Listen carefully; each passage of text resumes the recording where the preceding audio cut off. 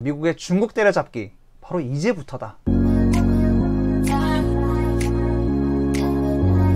안녕하세요, 윌리TV의 윌리입니다. 오늘도 균형적 정치 이야기 한번 해보도록 하겠습니다. 오늘 제가 다뤄볼 내용은 최근에 트럼프 대통령으로 인해서 위기를 맞은 이 틱톡이라는 어플리케이션입니다. 도대체 한낱 스마트폰의 어플리케이션을 왜 한나라의 대통령이 직접 나서서 사용 금지를 할 수밖에 없었는지, 그 스토리의 진짜 이유와 정치적 속셈들을 한번 다뤄보도록 하겠습니다. 그리고 이 결정이 결국 우리에게 어떤 영향을 미치게 될지까지도 한번 생각을 해보도록 하겠습니다. 그럼 저와 함께 시작해보시죠. 자, 미국 시각으로 8월 6일입니다. 드디어 말로만 무성했던 틱톡의 미국 내 사용 금지에 이 트럼프 대통령이 서명을 하게 됩니다. 이번 행정명령에는 틱톡뿐만 아니라 또 다른 중국의 거대한 이 IT 업체의 어플리케이션이죠. 위챗도 포함이 되었더라고요. 틱톡 측과 협상 중인 마이크로소프트의 인수가 9월 15일까지 무조건 완료되어야 한다고 못을 박은 거죠. 이를 두고서 굉장히 많은 분석이 있습니다. 유튜브 내에도 굉장히 많은 분석이 있는데 대부분 경제적 관점에서 다룬 그런 내용들이었어요. 그래서 경제적 관점은 제가 여기서 따로 다루진 않고 제가 재밌게 봤던 영상 2개를 제가 링크해 드리도록 하겠습니다. 다들 아시는지 모르겠지만 슈카월드라는 채널의 영상 하나랑 네오의 지식창고라는 채널의 영상을 하나 제가 아래 링크해 놓을 테니 경제적 관점이 궁금하신 분들은 그 영상들을 참고하시면 솔직히 제 영상보다 더 재밌게 보실 것입니다. 윌리TV. 일단 이 틱톡이 왜 미국 내에서 사용 금지가 될 수밖에 없었을까요? 단도직입적으로 말하자면 이 기업들은 결국 중국 기업이라는 것 때문이죠. 트럼프의 주장에 의하면 이 앱을 설치하고 사용하는 동안에 개인정보들이 이 중국 기업들 서버에 저장이 되고 이 저장된 내용들은 결국 중국 정부에게 전달이 된다는 그 주장입니다. 실제로 중국 기업들이 손에 쥐는 이 모든 정보들이 중국 당국으로 넘어간다고 주장하는 사람은 트럼프뿐만 아니죠. 많은 전문가들이 이에 관련해서 지적을 해왔고, 최근에 인도 같은 경우는 6월 29일에 이미 틱톡 사용에 금지령을 내린 적이 있습니다. 인도 기술부는 틱톡, 위챗을 포함해서 중국 어플리케이션 60여 개를 사용 금지 명령을 내렸는데요. 인도의 주권, 방위, 안보 등이 위협을 받는다고 설명을 했습니다. 사실 언론에서는 보통 여기까지 다루는데 저는 오늘 조금 더 들어가서 정치적으로 그리고 외교적으로 한번 얘기해 보겠습니다. 개인적으로는 이번 조치가 트럼프 대통령의 신의 한 수라고 생각합니다. 물론 트럼프가 신은 아니지만 굉장히 기가 막힌 한 수였다고 생각합니다. 1타 쌍피 정도가 아니라 1타 몇 피가 될지 한번 저랑 살펴보시죠. 시간이 허락하는 한 제가 다 다뤄보도록 하겠습니다. 사실 간단하게 생각하자면 어떤 언론에서 다뤘던 것처럼 그냥 털사이웃의 실패에 책임을 묻는 것이다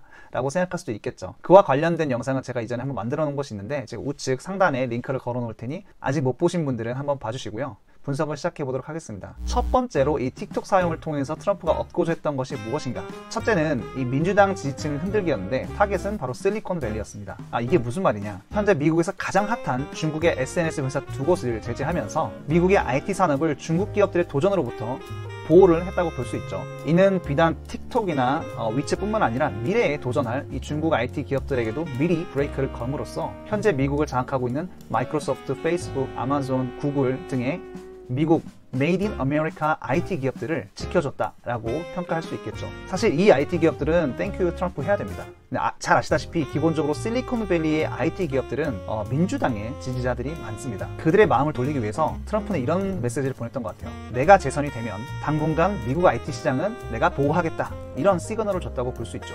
그렇다고 해서 민주당의 지지층인 모든 IT 기업들이 다 갑자기 트럼프를 지지할 일은 없겠지만 그 견고한 민주당 지지층에 어느 정도의 균열을 주기에는 굉장히 효과적이었다라고 생각이 됩니다. 예를 들면 반 트럼프 노선을 지켜왔던 마이크로소프트의 빌 게이츠 전 회장도 이번에 트럼프 덕분에 이 틱톡을 거의 헐값에 인수할 것처럼 보이는데요. 그 후에도 계속해서 공개적으로 트럼프를 비난할지 못할지 굉장히 궁금합니다. 그리고 얼마 전부터 갑자기 트럼프 지지자로 노선을 돌린 이 테슬라의 앨런 머스크처럼 얼마나 많은 실리콘밸리 인재들이 트럼프를 지지하고 나설지 궁금해집니다.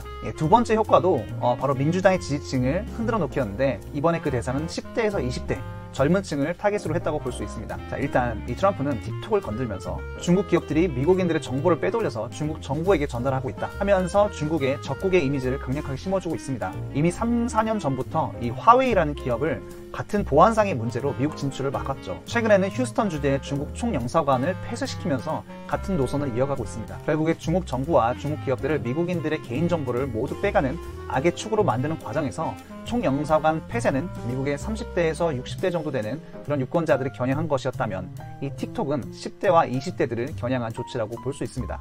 틱톡이라는 상징성 있는 이 앱을 공격하면서 10대와 20대에게도 너희들의 모든 정보가 중국으로 넘어가고 있다라는 인식을 강하게 심어준 것이죠. 심지어 처음에는 틱톡의 사용을 전면 금지하겠다라고 강경 모드로 나가다가 나중에는 미국 기업이 인수할 경우 틱톡의 서비스는 유지될 수 있다라고 노선을 바꾸면서 10대, 20대들이 땡큐 트럼프까지 했다고 합니다. 그리고 덤으로 10대부터 20대까지는 물론이고 그들의 부모 세대인 40대에서 60대까지도 동시에 겨냥한 것으로 보입니다. 얼마 전에는 미국의 한 부모가 지금까지 틱톡에 올렸던 모든 사진과 영상을 지우라고 이렇게 소리 지르는 그런 영상이 공개가 돼서 또 화제가 되기도 했습니다. 아무튼 이 틱톡의 사용 금지는 이 전 세대를 아울러서 중국의 부도덕한 이미지를 심기에 충분했습니다. 트럼프 대통령은 아마도 요새 막바지에 이르면서 자신은 반중국, 아메리카 퍼스트 이 이미지를 강하게 구축해 나갈 것이고, 반대로 중국을 세계 무대로 끌어왔다라고 평가되는 이 빌 클린턴 대통령이나 아니면 계속해서 우호적인 관계를 유지해왔던 오바마 전 대통령, 그리고 결국엔 같은 당의 이 대통령 후보인 조 바이든까지 중국의 악의 축 이미지를 덮어 씌울 것으로 보입니다. 세 번째 이유는 두 번째 이유의 연장선상이라고 볼 수 있는데,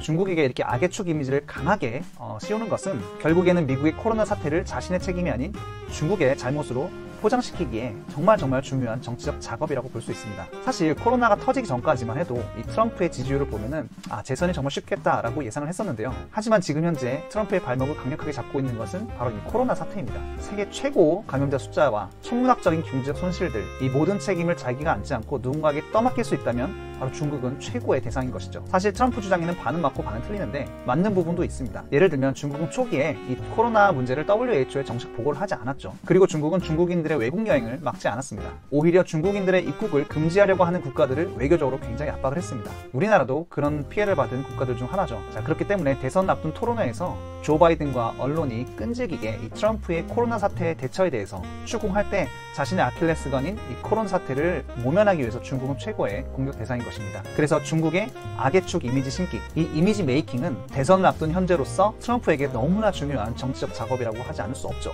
벌써 네 번째인데, 네 번째는 실제로 이 트럼프 대통령의 이 조치로 인해서 중국 주식시장은 울상이었고 미국 주식시장은 또 한 번 춤을 추게 되었습니다. 이 서명 소식이 알려지자마자 상하이의 종합지수는 2% 넘게 하락을 했었습니다. 특히 위챗의 텐센트의 주가는 거의 10% 이상이 하락했는데요. 그 외에도 샤오미나 알리바바 같은 중국의 IT 기업들이 전반적으로 큰 폭의 하락세를 보였습니다. 반면에 마이크로소프트는 8월 3일 하루에만 5.6%가 급등했었고 시가총액이 900억 달러가 늘어나서 세계 2위 기업이 되었습니다. 그 후에 틱톡 인수 실패라는 뉴스 때문에 급락했지만 또 다시 협상을 이어가고 있다는 뉴스 때문에 또 급등하는 등 계속해서 이 마이크로소프트의 주식은 춤을 추고 있습니다. 이쯤 되면 트럼프는 미국 주식시장을 지켜내기에 가장 적합한 대통령이라는 이미지를 미국의 투자자들과 기업가들에게 심어줄 수 있는 것이죠. 사실 코로나 이후에 미국의 실물 경제는 완전 마비가 됐고 실업률도 너무 높게 올랐는데 트럼프의 경제 조치들 덕분에 미국의 주식시장만큼은 최고의 시간을 보내고 있습니다. 결국에 이번에도 미국 IT 기업들을 지켜주고 그들의 배를 불려주는 이 조치들은 뉴욕 월가의 금융가들의 표심을 잡기에 충분했다고 볼 수 있겠죠. 사실 포인트들을 더 꼽으면 끝도 없이 꼽을 것 같은데 딱 한 가지만 더 제가 말씀드리고 이 영상을 마무리하도록 하죠. 마지막 다섯 번째는 기존의 네 가지 이유와는 좀 다르게 국내가 아닌 국외, 즉 외교 무대에서 얻을 수 있는 이득에 대해서 한번 다뤄보도록 하죠. 사실 다 아시다시피 지금 전 세계적으로 굉장한 외교적 지형 변화가 일어나고 있습니다. 바로 전 세계적으로 불고 있는 반중국 분위기인데요. 3, 4년 전부터 미국이 화웨이를 공격하면서 미국의 동맹국들에게도 화웨이의 서비스나 제품을 받지 않기를 권고하고 있습니다. 아니 굉장한 압박을 넣고 있습니다. 그래서 현재까지 화웨이와의 계약을 거부하거나 아니면 했던 계약을 취소했던 나라들을 보면 미국, 캐나다, 영국, 멕시코, 브라질, 이탈리아, 프랑스, 포르투갈, 호주 등등등 대부분의 경제 대국들이 거부를 하고 있습니다. 우리나라 같은 경우도 이제 LG U+가 이 화웨이의 장비들을 사용했다고 하는데 미국에서 대놓고 LG U+도 화웨이와의 관계를 끊어야 된다라고 요구를 했었죠. 사실 여기서만 끝났어도 반 화웨이 움직임으로 이렇게 마무리될 수 있었을 텐데 여기에 휴스턴 영사관 폐지, 그리고 최근에 중국 IT 기업들 때리기까지 겹치면서 화웨이라는 한 기업의 문제가 아니라 중국 정부, 최근에는 마이크 폼페이오 국무장관이 중국이라고도 하지 않고 중공이라고 불렀죠. 중국 공산당. 결국엔 화웨이 문제가 아니라 중공의 문제이다 라는 시그널을 전 세계에 뿌리고 있는 것입니다. 중국 공산당은 외국 IT 기업들이 중국 시장에 진출하는 것을 굉장히 제한적으로 하고 있습니다. 그래서 중국 여행 가시면 우리가 흔히 사용하는 페이스북이나 구글, 유튜브 같은 서비스들을 사용할 수가 없습니다. 그래서 이렇게 반중국 분위기가 계속해서 이어져 간다면 중국 IT 기업들은 중국 영토를 제외하고는 사업 확장이 힘들 것 같기도 합니다. 거기다가 이번에 코로나 사태까지 겹치면서 외교 무대에서 중국의 이미지는 정말 말이 아닙니다. 만신창이가 됐다고 볼 수 있는데 이렇게 강대국들이 반중국 노선을 딱 잡으니까 중국의 막대한 자본력에 밀려서 깨갱하고 있던 이 아프리카 국가들과 동남아시아 국가들도 그동안의 중국 정부의 횡포에 대해서 반기를 들기 시작했습니다. 그야말로 외교적 고립 그 자체라고 볼 수가 있죠, 지금. 거기에다가 사실 이 문제는 다음에 다른 영상을 따로 만들려고 하고 있었는데 잠깐 설명을 드리자면 브라질, 러시아, 인도, 중국, 남아공 이렇게 5개국의 경제협력 동맹을 알고 계시죠? 브릭스라고 부르는데 이 브릭스에서도 브라질, 러시아, 인도를 이 미국 쪽으로 끌어내려는 움직임이 계속해서 보이고 있습니다. 그렇게 해서 이런 경제협력 동맹까지 균열이 일어나기 시작하면 중국의 고립은 정말 말도 안 되는 수준까지 가버리게 되죠.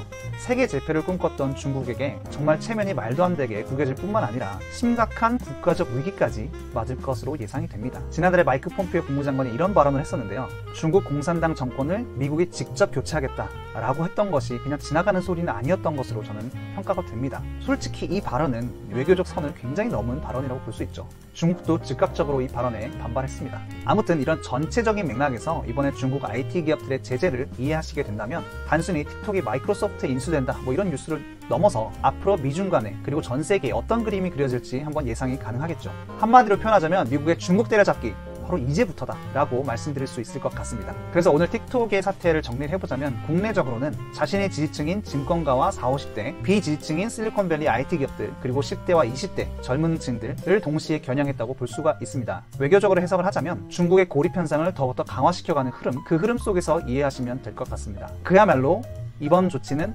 일타 무한피였다 라고 저는 생각합니다. 네, 오늘 준비한 내용이 여기까지입니다. 댓글에 보니까 제가 자주 사용하는 다 아시다시피, 여러분도 다 잘 아시다시피 라는 표현에 아주 재밌는 지적들이 있었는데요. 그렇게 댓글 남겨주셔서 정말 감사드리고요. 아무튼 오늘은 그래서 이 표현을 최대한 안 썼는데 솔직히 다 아시는 내용들이었죠. 어렴풋이 알고 있던 내용들을 제가 조금 더 사실들을 들면서 정확하게 설명했다라고 생각해 주시면 좋을 것 같습니다. 그러면 구독과 좋아요, 알림 설정 부탁드리고 다음엔 조금 더 재밌는 내용으로 제가 찾아오도록 하겠습니다. 아침이신 분들은 활기찬 하루 시작하시고 밤이신 분들은 하루를 의미있게 잘 마무리하시길 바라고 저는 윌리TV의 윌리였습니다. 감사합니다.